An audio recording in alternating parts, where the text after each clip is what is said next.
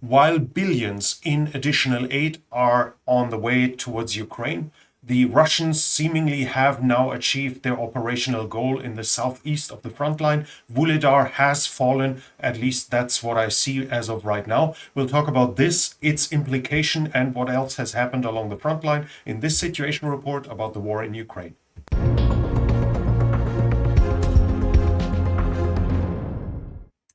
Now we start off with the overall situation. While Russia keeps striking Ukraine, Ukraine hits back. They have again hit an ammo depot. This time though, the attack apparently has failed. New satellite pictures show that something burned right next to the ammo depot. That is in Kotluban in the Volgograd Oblast, but this time the ammo depot survived the strike. The Russians themselves mentioned that in the night from the 28th to the 29th, they managed to shoot down 125 Ukrainian drones, once again showing the scale of the attack. Let's switch over to the front lines themselves. We start in Kursk Oblast, and here we have the Ukrainians having some successes close to Veseloe. Here we see them having advanced. We have the geolocations. We see them right north of Veseloe and to the northwest of it, which would indicate that the Ukrainians are now operating in this here. So probably the area of Ukrainian presence should be extended somewhere in this, like this here. But at the same time, something confusing is happening because there was also a video of a Russian BMP being destroyed right to its southeast. So basically at this region here, more or less. I guess the deep state map here is more or less accurate in regards to it being shown as a gray zone, basically contested, not under permanent control of either side, but we see the Ukrainians are still trying to advance in this region. The Ukrainians have also pushed forward in the direction of Korenevo. Here we have a fresh geolocation as well of them fairly close to the town of Korenevo, a little bit to the east of it, but the Russians themselves have advanced south of the town of Plechovo, and this is actually a significant change that we have in the southeastern part of Kursk, because the Russians have now been spotted here. Here, right south of the town of Plechovo, which would indicate that they have advanced roughly until here by now, so pushed back the Ukrainians quite a distance in this area. We switch over to the Kharkiv region. There we have some developments as well. The Russians have returned to the Vovchansk aggregate factory. That we have a geolocation of them losing an MTLB, a light armored personnel carrier, right at the northwestern part of it, showing that they have pushed right towards the Vovchansk aggregate plant. Who controls it as of now is unclear. It seems like it's a contested area as well, even though the Ukrainians still have presence in there. So as of now, we don't know exactly, but we see that the Russians try to advance in this direction. I cannot confirm a change in territorial control overall though.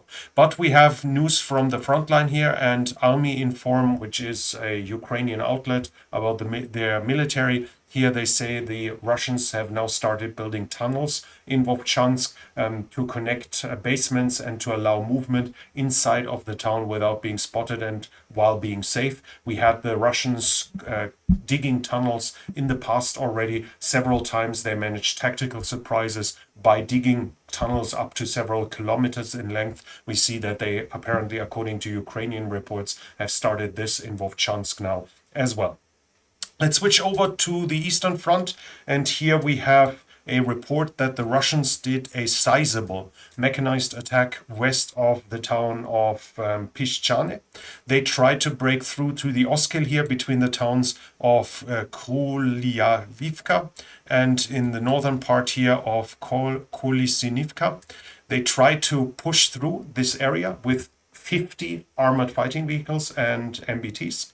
There's video evidence of it showing it. The Ukrainians have reported that they destroyed 3 MBTs and 11 armored fighting vehicles, 10 tanks and 16 other armored fighting vehicles were damaged in the attack. That's the report of the Ukrainians. I cannot confirm the complete number according to the videos, though. We see that the fighting has happened. We see that the Russians have suffered losses. The extent of the losses I cannot confirm, but it seems the attack was completely repulsed. The Russians I cannot confirm any increase in territory towards the Oskil here by the Russians. But it shows how big an attack the Russians are still capable of doing here. And while the front line here has in the past usually seen small advances, mostly with small infantry groups, this time it was a reinforced battalion attacking westwards towards the Oskil, trying to obviously cut the Ukrainian bridgehead on the east of the Oskil into two. Further south, the Russians have extended their control in Makivka. This is down here. We have geolocations about this as well. We have them in the northwest, so they are already advancing towards the west from Makivka, and we have them in the southeast as well. So in both regards, they are roughly up here, and they have been spotted down here as well. They extend their control over Makivka and gain a stronger foothold basically in this area. The Ukrainians admit that they've lost Nevske, which is right to the south of it here. The Russians managed to take the southern part and advance towards the north here, so Nevske has fallen to the Russians. They have reached the Sherebets River here as well in their latest attacks. Further south, I have nothing until the Seversky Donetsk, towards the Seversky Donetsk. Further south here, we have the Russians attacking at various points. Chasiv Yar as well, for instance, but the only proven change in territory is roughly in the Pokrovsk area here. We have in Drushba, here in the northwestern part of it, I have the geolocation now of the Russians operating in this part, and in central Toretsk, we have the Russians again operating here in the high rises where they have recently advanced towards. So even though I have not done a situation report in a whole week, the changes inside of Toretsk at least have been limited. Let's move further west towards the Pokrovsk area, and here the Russians have advanced over the past week. They have taken the town of Mykolaiivka here in the north. By now the Ukrainians confirm the loss of Kruty Yar, and now we have a geolocation of them being in Krasny Yar in the western part of it. This indicates that Krasny Yar is probably in Russian hands as well, especially with the southern and the northern town already being in Russian hands. Hence, it makes it likely that the Ukrainians were forced to withdraw towards the west here as well. This is another line of towns towards Pokrovsk that has fallen into the Russians over the past week or so. Further south, at Novorodivka, the Russians managed to extend their control roughly by this area here. This has now fallen.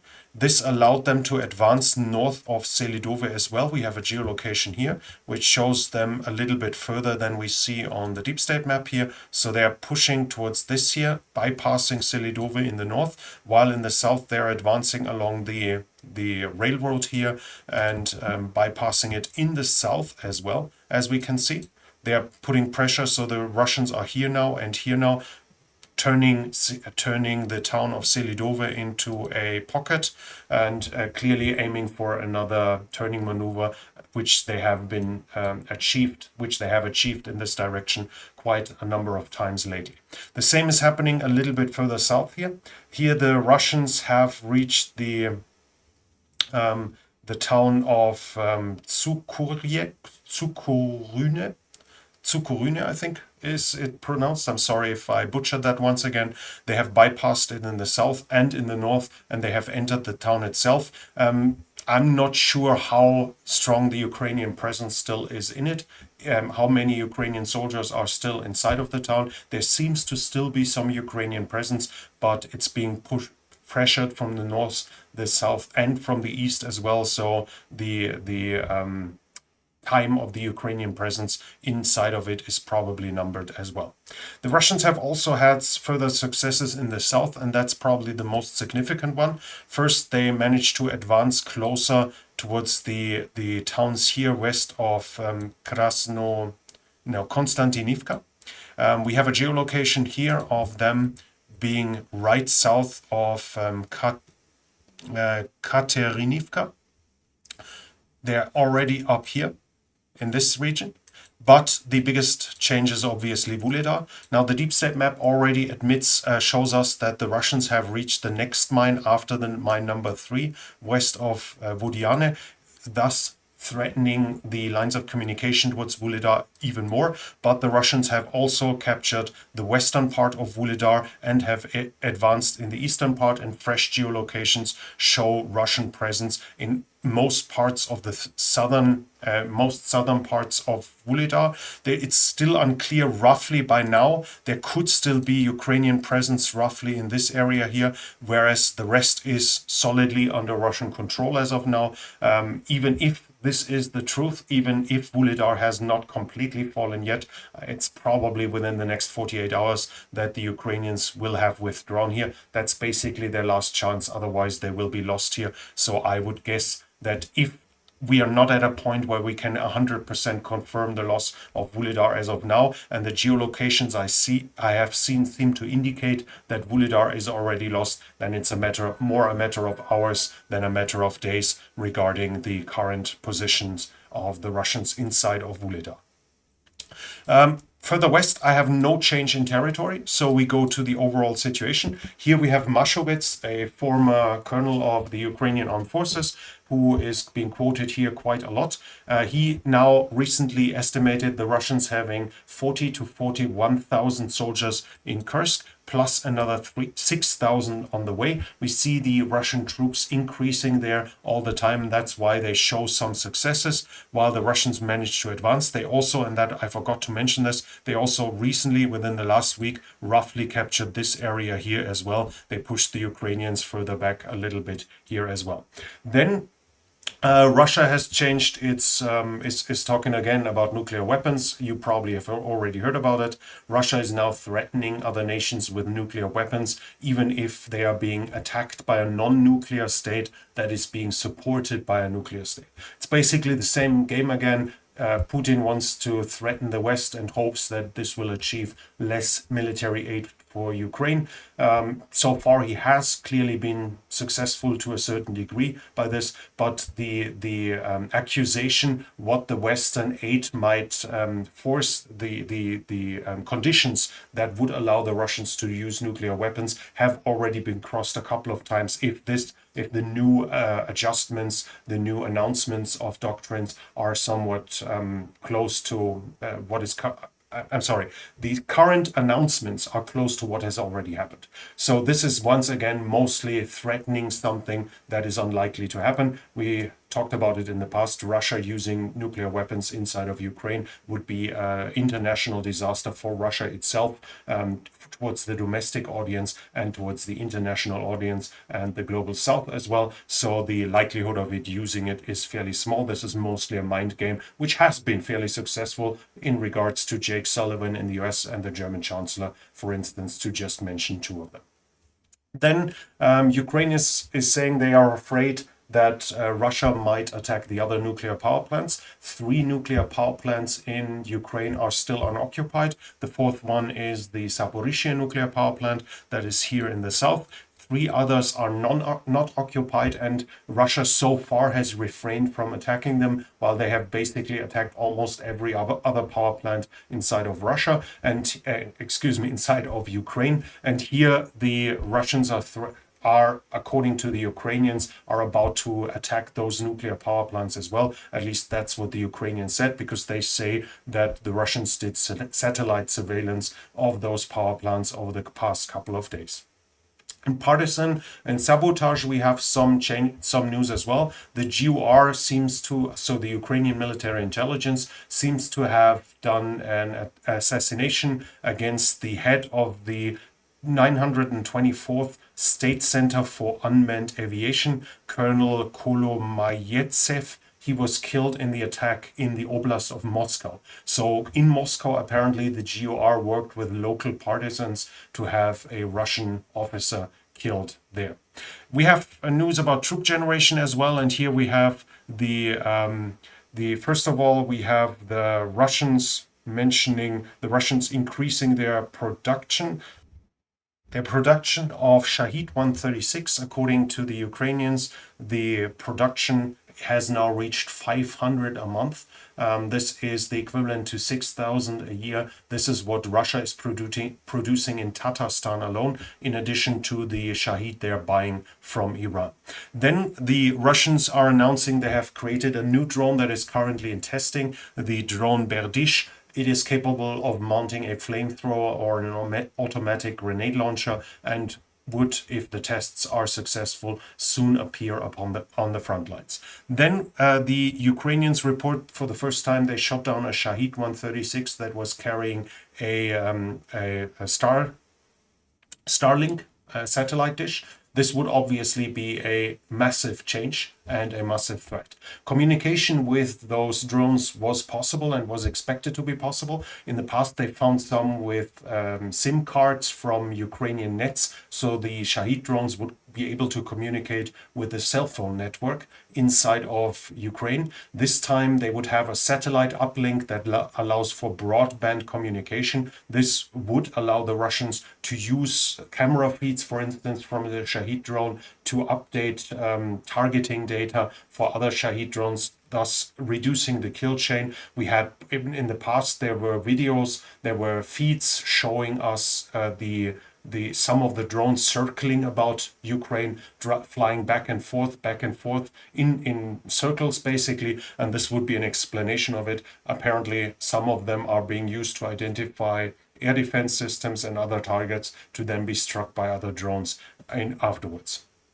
Then we have the Russian Work Ministry suggesting that banned jobs for women are being reduced. So far, apparently, the Russian state is banning women from working certain jobs, among them, for instance, mining. And now this is supposed to be changed. So women should be allowed to go in work in mines in the future. Also, they want to reduce the training time, the schooling time, to create specialists faster. All of it clearly shows that the lack of workers inside of Russia is getting more critical. We talked about it in the past. For instance, 4.8 million million workers are missing right now. Their jobs cannot be filled. This is an issue that is being increased day by day in Russia through new recruitment for soldiers and losses along the front line.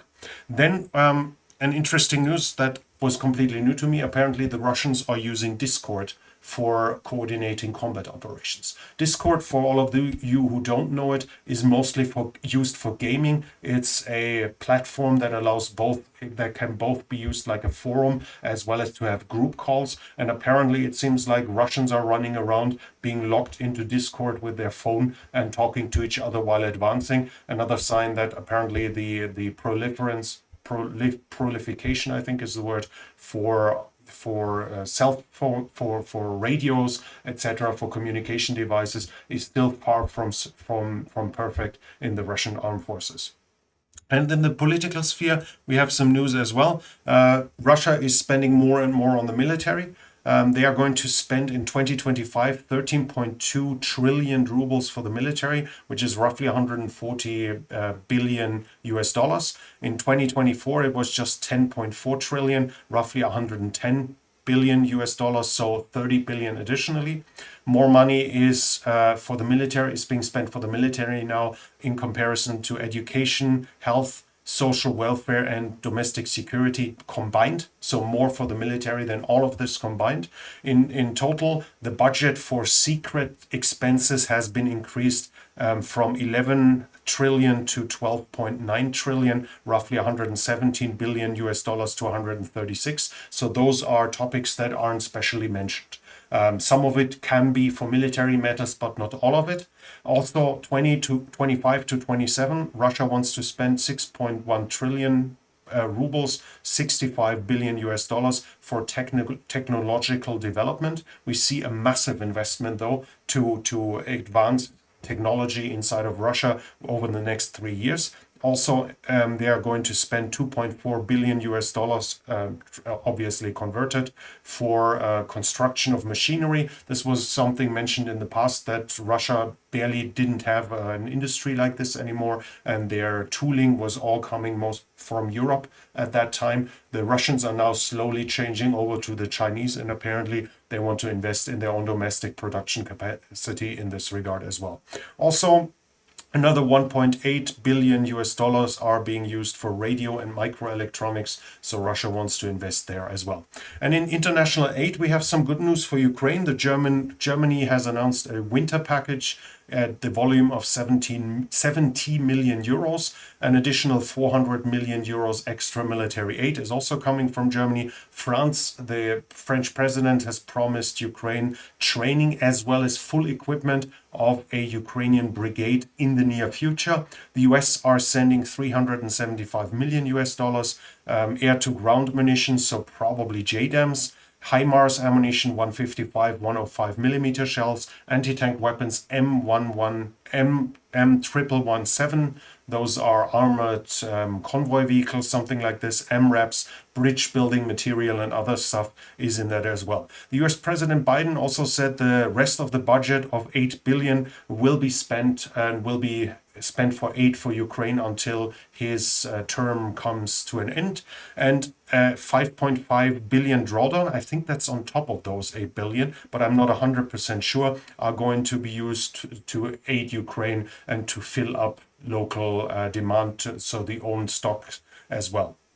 In total, he's also going to give Ukraine additional air defense. Among that, a refurbished Patriot battery. They are going to receive joint standoff weapons. That's a glide bomb with 22 to 130 kilometer in range and a 500-pound warhead.